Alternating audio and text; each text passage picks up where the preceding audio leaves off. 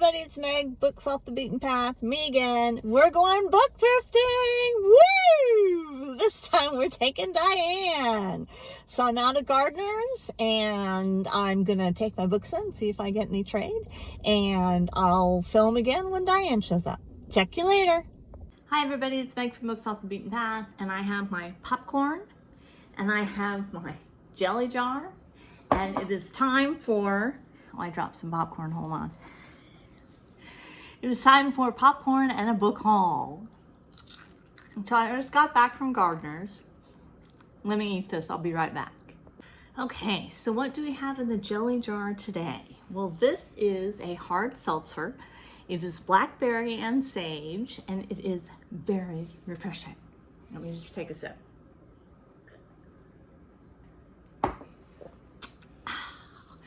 It's hot out here in Okie dokie. First off, I want to say I've been making sure that you say a prayer for the people in Texas who are going through that horrific flood, and all of the missing people and the people that they're finding, and it's just horrible. But I just wanted to acknowledge that because I have a lot of relatives down in Texas. Fortunately, none of them have been affected by this, but I still want to extend my support, whatever I need to do, for the flood victims of Texas. Okay. Now, today I went to Gardner's with my friend Diane, and Diane is not a Gardner's aficionado. She has only been in it a couple of times, and she thought it was one big room. She didn't realize that there were all sorts of rooms and nooks and crannies and everything like that to get into. So I took her and we had a fantastic time. She got 3 books. I got way more than 3 books. And I stretched my wings a little bit. I've gotten some different things in here. So let's see what we've got in the sack, shall we? Okay, the first one that I picked up is called The Poe Shadow. And this one is not a vintage, but I'm so into Poe. I mean, I really am into Edgar Allan Poe. And this one is written by Matthew Pearl.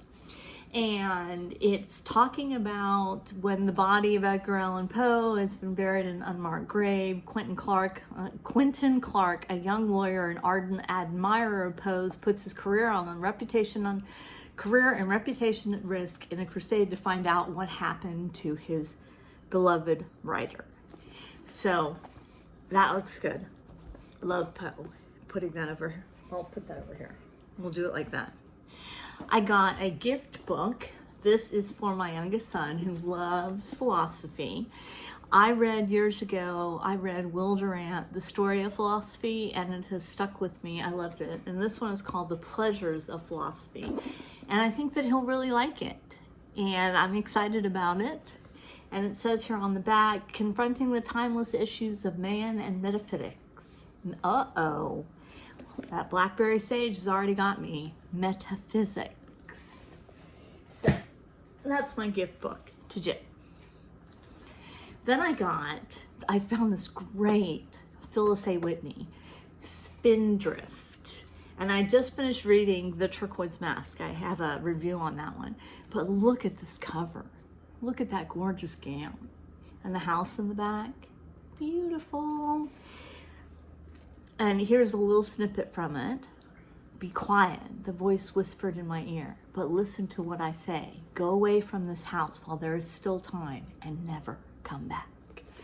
Well, of course we know that she's going to not take that advice, or else there would be no book.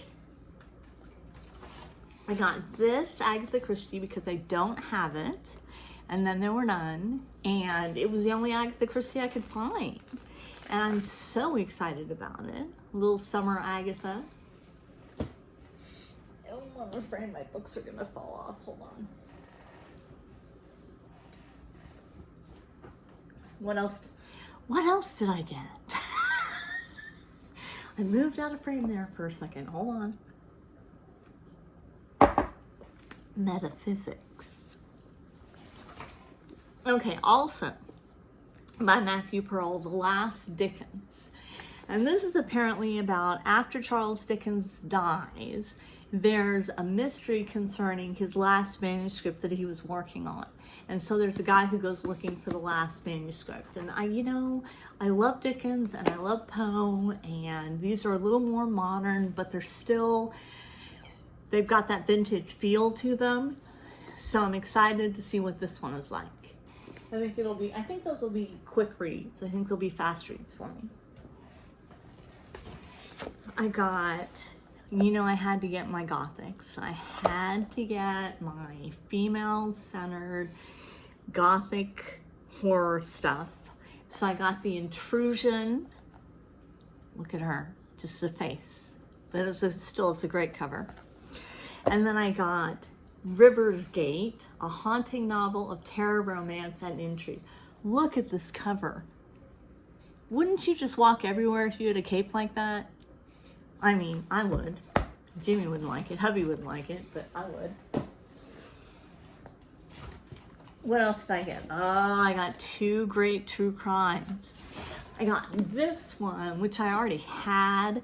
I'll Be Gone in the Dark, about the Golden State Killer, which I may reread. I loved it so much. I just adored it. I may do a reread on this one. But I gave it to my oldest son, who has not ever read it or given it back. So, does he get another copy of it? No. He doesn't. And then, who is everybody's favorite little funny girl with a hatchet? Lizzie. Lizzie Borden, there she is. And Diane didn't know about Lizzie Borden.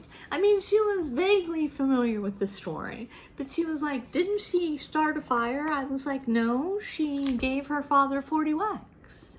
And when she saw what she had done, she gave her mother 41. Or I think I've got that backwards. I think the mother got the 40 whacks. But this one I'm very excited about this one. I love Lizzie Borden, and I love to me it's not a mystery. To me, she did it because she had exclusive opportunity. So what else do I have in here? What other treasures? I'm gonna get kicked off of YouTube, and that's not gonna be fun for me.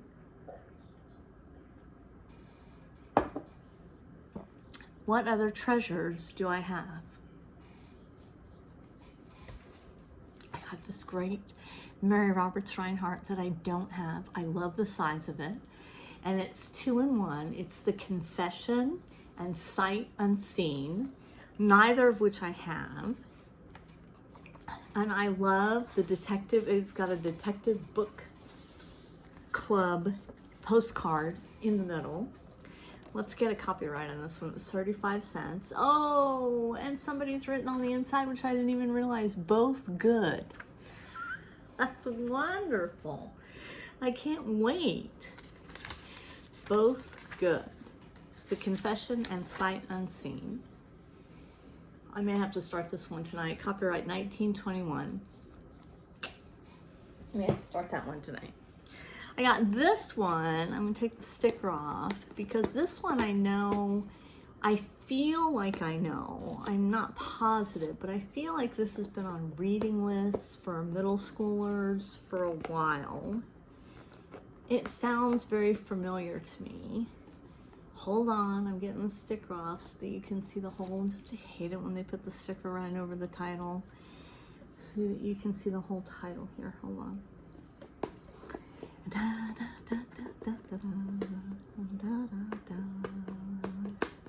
Okay, I got it. Okay, this is The House of Dies Drear. And this was written in 68, I believe. And it appears to be about the Underground Railroad, which I don't know much about. And yeah, 1968, Virginia Hamilton. And I can't wait to read this one. This one looks really good. If you've read it, let me know. Pat from Book Chat with Pat will, of course, have read it. She will maybe have taught it or something like that. Dorothy Eden. I'm on such a Dorothy Eden craze. I only found one, and I can't even pronounce the title. The title is The Salamanca Drum. The Salamanca Drum. And it's going to be a good one because look at her coming down. Look at this cover. Can you see how shiny it is? And she's coming down. That's got to be the drum. And she's coming down the staircase. He must be our frustrated hero. It just looks wonderful. Can't wait. Love Phyllis A. Whitney. Or Dorothy Eden. I love Phyllis A. Whitney too, but this is Dorothy Eden. What else do I have? Ooh, The Listening Walls. I like this cover. It was a fatal vacation. Nobody wants to take a fatal vacation. You want to have a nice vacation, not a fatal vacation. But this poor woman takes a fatal vacation. It's another one of my Gothics I had to get. Got so many good ones. This one is in really poor condition. But I've never heard of Inspector Finch. And look at the cover when it's not cracked. This is called The Woman at Belgardo. And it's Inspector Finch who has to come. Let's see if we get any marginalia in here. Ooh, see, look at the inside is bad. It was bad, but it's 1961. 1961, which isn't that old.